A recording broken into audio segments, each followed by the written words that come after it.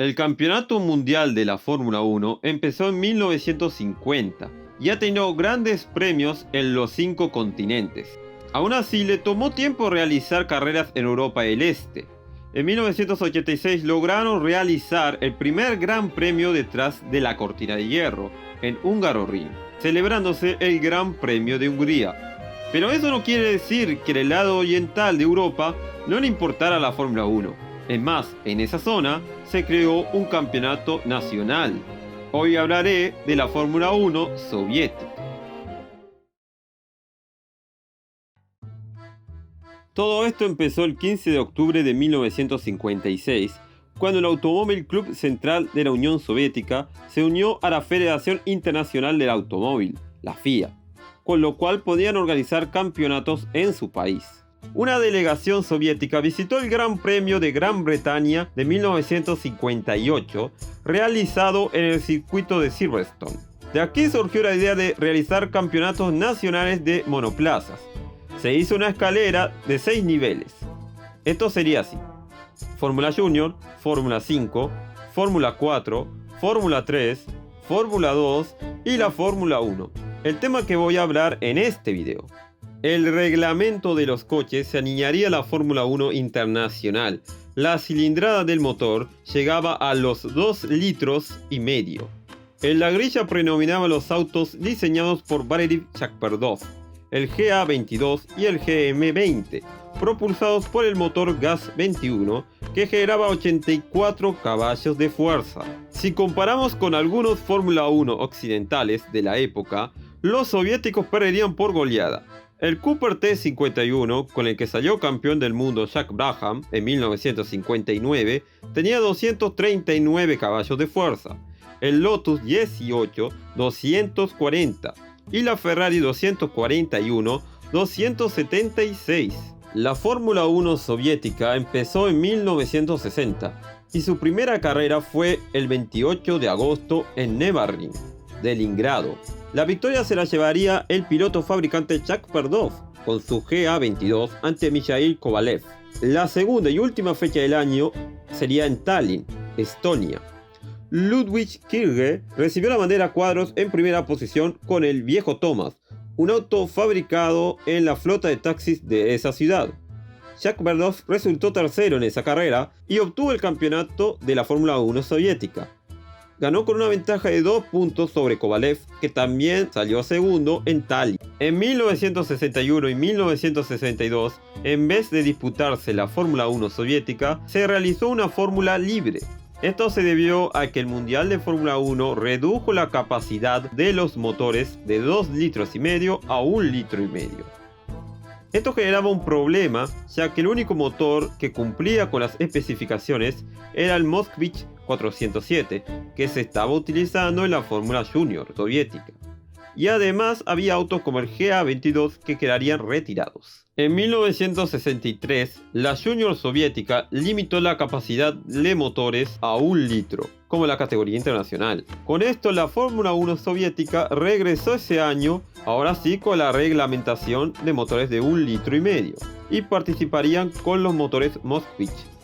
Los coches participantes fueron el KVN 1300G, el Moskvich G3 y su sucesor, el G4, que era más ligero y más potente. Pesaba 550 kilos y llegaba a los 180 km por hora. Esta segunda temporada tenía 2 fechas. En Kaunas, Lituania, ganó Yuri Chirov con el G4, mientras que en Minsk, Yevgeny Beretov triunfó con el G3 con un segundo de ventaja sobre Chvirov. Este último saldría campeón de la temporada.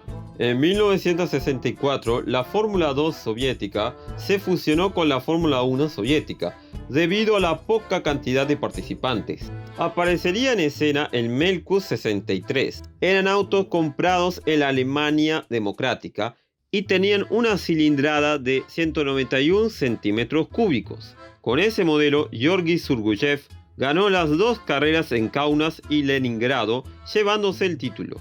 Al año siguiente, Viktor Shabelev, con un modificado Moskvich G4, se consagró campeón al ganar ambas carreras en Leningrado y Kaunas. En este año se notaría el dominio de los G4, que fueron equipados con un renovado motor 408 de 81 caballos de fuerza, y también se notó la falta de competidores.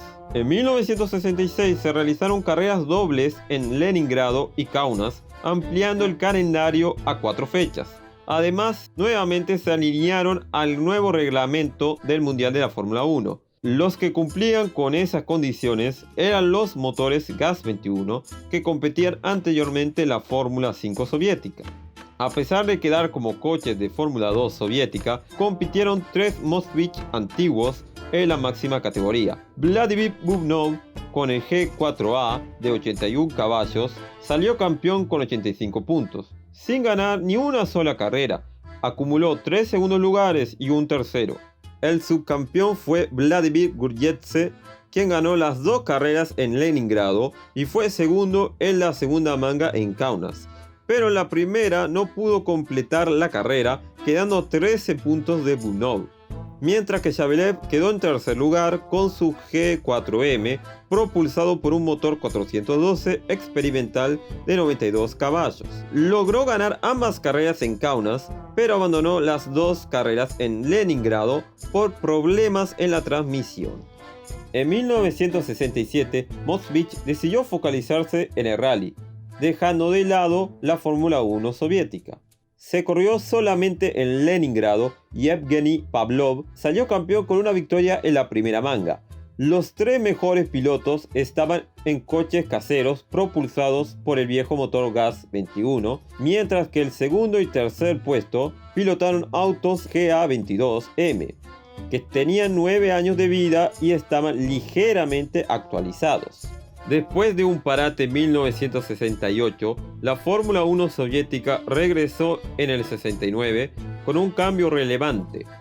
La Federación de Automovilismo de la URSS permitió que los coches no tengan límites en la cilindrada, desalineándose de la reglamentación de la Fórmula 1 mundial. La mayoría de los monoplazas estaban propulsados por motores GAZ-21 y Moskvich. En el caso de la última marca también participó con un G4 y 2 nuevos G5, que tenían una potencia de 92 caballos de fuerza.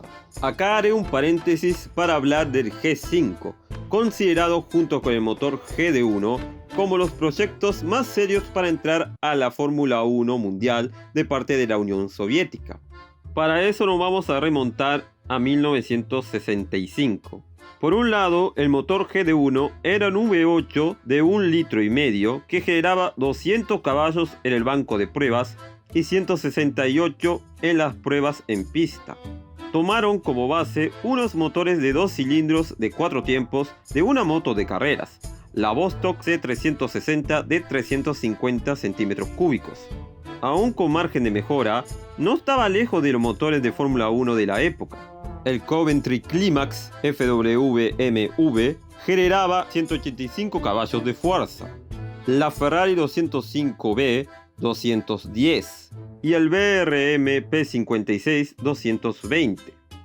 En cuanto al G5, se desarrolló en un túnel de viento del laboratorio MZMA en Moscú y su carrocería estaba hecha de fibra de vidrio, no de aluminio.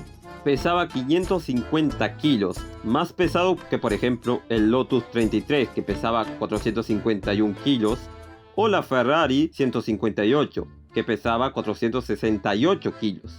El Moskvich G5 también contaba con frenos de disco en las 4 ruedas, una novedad en los monoplazas soviéticos, y hasta probaron un alerón trasero.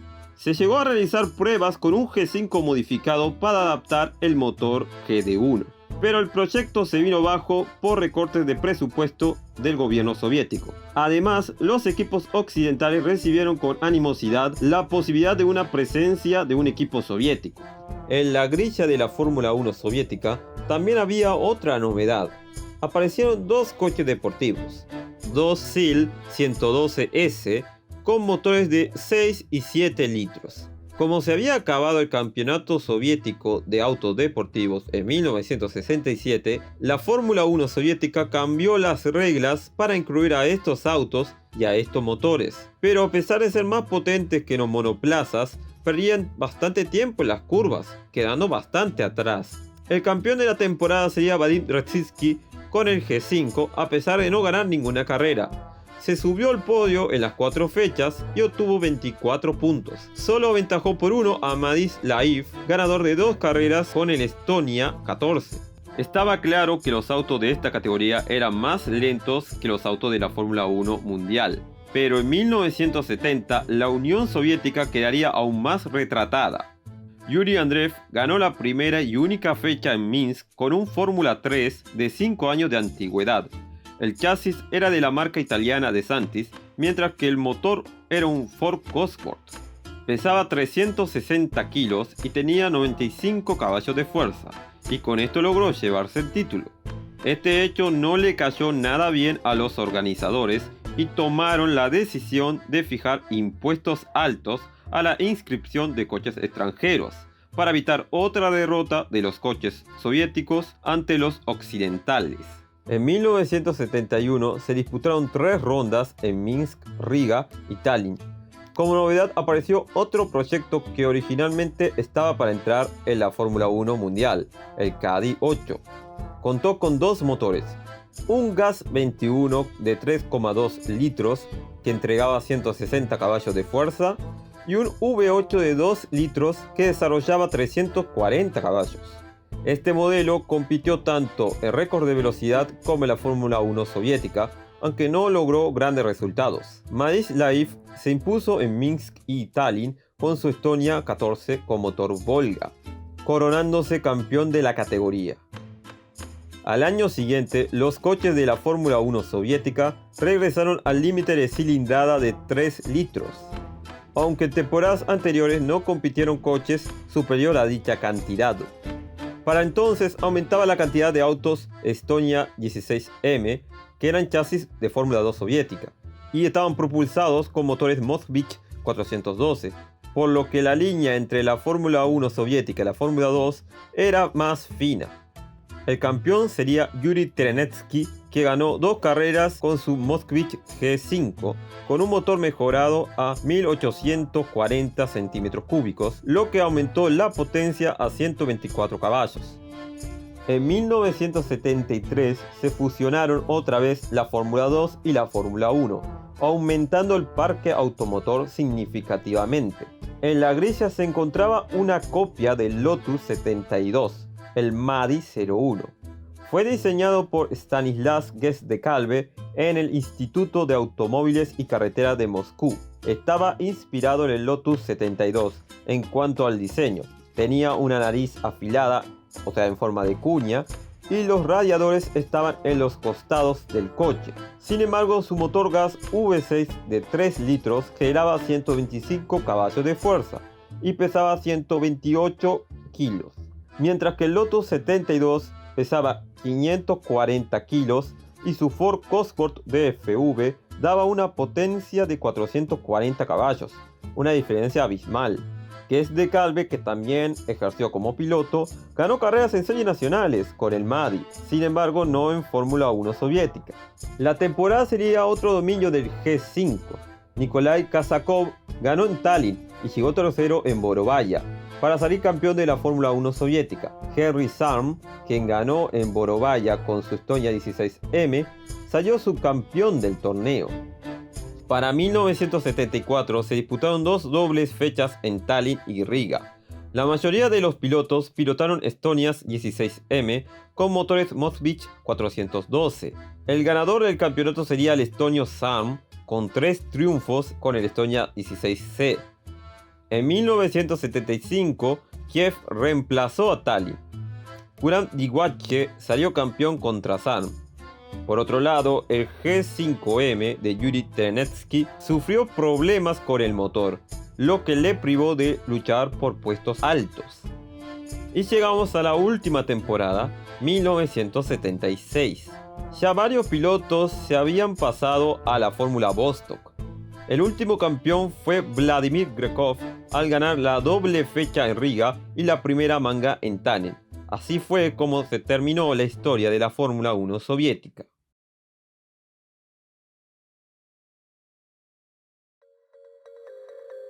Ahora vamos con las estadísticas. En sus 14 temporadas hubo 14 campeones distintos, por lo que nadie pudo defender el título. Por otro lado, Moskvich fue la marca con más títulos en la categoría con 6, seguido de Estonia con 4. 18 pilotos lograron victorias en la categoría, siendo Henry Sarm el más ganador con 8. Viktor Shavilev, Manislaev y Yuri Terenetsky lo siguen con 4. En marcas, Estonia obtuvo 19 triunfos, 7 más que Moskvich. Puede que esta categoría soviética, lo único Fórmula 1 que tenía eran los límites de la cilindrada, que no se aplicaba en todas las temporadas, y el nombre Fórmula 1, pero es interesante y curioso ver cómo se desarrolló esta categoría y ver qué eran capaces de hacer los soviéticos en este momento. Si llegaron hasta aquí, les agradezco mucho por ver este video. Este es el primer video que hago, así que cualquier crítica constructiva será bienvenida. Si les gustó este video pueden darle me gusta y o compartir, así puede llegar esta historia a más aficionados de este deporte. Hasta la próxima, amigos.